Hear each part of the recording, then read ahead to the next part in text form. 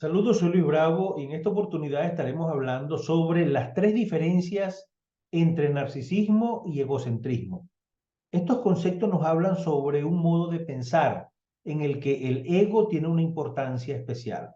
Y resulta fácil inclusive confundir los conceptos de narcisismo y egocentrismo. Son dos ideas muy utilizadas en el mundo de la psicología y que están relacionadas entre sí, ya que tienen en común un replegamiento sobre la propia identidad, sobre los pensamientos y sobre las motivaciones. Sin embargo, son utilizadas para referirnos a cosas diferentes. A continuación vamos a ver cuáles son los puntos en los que se diferencian el egocentrismo y el narcisismo y de qué manera estos conceptos pueden servir para describir un tipo de personalidad. En primer lugar, el narcisismo es un rasgo psicológico que en la psicología contemporánea es utilizado para saber en qué medida una persona está más o menos cerca de exhibir un trastorno de personalidad conocido como el trastorno narcisista de la personalidad. Eso significa que, aunque se puede decir que alguien muestra un elevado nivel de narcisismo en su comportamiento y en su modo de pensar, la intensidad de este rasgo no tiene por qué llevar a una conducta patológica. ¿Y en qué consiste el trastorno narcisista de la personalidad? Fundamentalmente en una necesidad constante de notar la admiración de los demás y en la falta de empatía. Y esto hace que las personas narcisistas tengan un sentimiento de grandiosidad acerca de sus propias capacidades y cualidades positivas, algo que también puede ser descrito como megalomanía y en definitiva delirios de grandeza.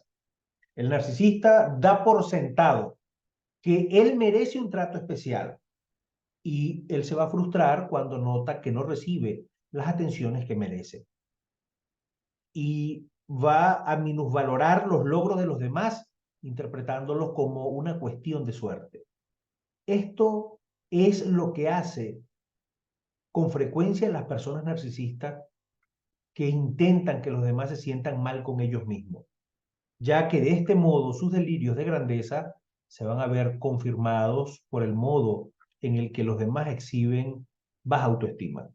Además, el narcisismo aparece básicamente a través del aprendizaje y especialmente del que ha tenido lugar durante sus primeros años de vida.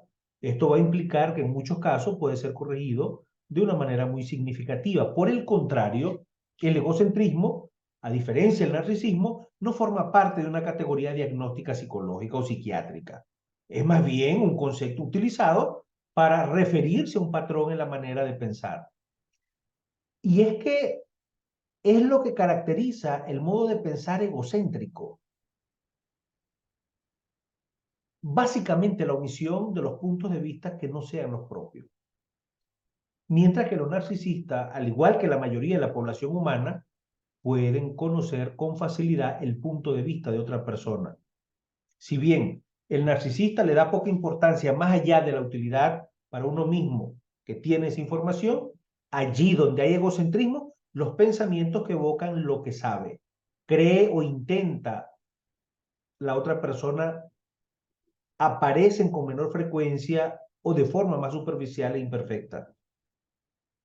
Dicho de otro modo, el egocentrismo está más definido por la ignorancia acerca de lo que ocurre en las mentes ajenas que por el menosprecio, por el criterio de los demás. Vamos a hacer referencia de ejemplos de egocentrismo. Si queremos ver de un modo más claro lo que distingue el narcisismo y el egocentrismo, podemos tomar como ejemplo el modo de pensar de los niños. Los más pequeños no tienen por qué ser narcisistas, pero su pensamiento es egocéntrico, porque les cuesta ponerse en el lugar de los demás e inclusive imaginar lo que estos saben o piensan. Por ejemplo, una capacidad conocida como teoría de la mente, que va a consistir en que una persona sea capaz de realizar conjeturas sobre la clase de pensamientos y de informaciones de la que dispone otra persona. No aparece bien formada sino hasta los 4 años de edad aproximadamente. Sin embargo, hasta ese momento un niño no tiene por qué mostrar narcisismo, es decir, que no necesita recibir alabanzas ni notar cómo los demás están ubicados en un escalón jerárquico menor. Lo que va a ocurrir, entre otras cosas, es que él va a asumir que todo el mundo conoce la información que uno mismo sabe. Si un niño de 3 años ve cómo llega alguien y esconde un juguete en un baúl, cuando llega otra persona que no estaba presente, cuando ocurrió el hecho, va a dar por sentado que el recién llegado también sabe que el juguete está escondido en ese baúl. El cerebro egocéntrico no tiene que ver solo con conductas aprendidas, sino también con el grado de desarrollo del cerebro del ser humano. Los más jóvenes son egocéntricos porque las neuronas de su encéfalo aún no están muy interconectadas entre sí mediante zonas de materia blanca, de modo que les resulta difícil pensar mediante ideas relativamente abstractas y por consiguiente no pueden realizar simulaciones acerca de lo que ocurre en el cerebro del otro. Las personas narcisistas, en cambio, tienen un cerebro maduro y con neuronas bien interconectadas. Y en su caso, lo característico es el modo en el que priorizan sus ideas y sus motivaciones. ¿Cómo distinguir el narcisista y el egocéntrico? Bueno, en primer lugar, el egocéntrico se da prácticamente en todos los niños. El egocentrismo tiene una base biológica más o menos clara. El narcisismo tiene un componente instrumental. Las personas egocéntricas no tienen por qué pensar que los demás valen menos o que se tiene algún tipo de poder sobre ellas. Simplemente se dedica poco tiempo a pensar en ella. Y es por eso que los niños muestran egocentrismo a pesar de no tener mala fe. En cambio, el narcisismo sí se dedica a tiempo a pensar en los otros, pero con afán de manipularlos.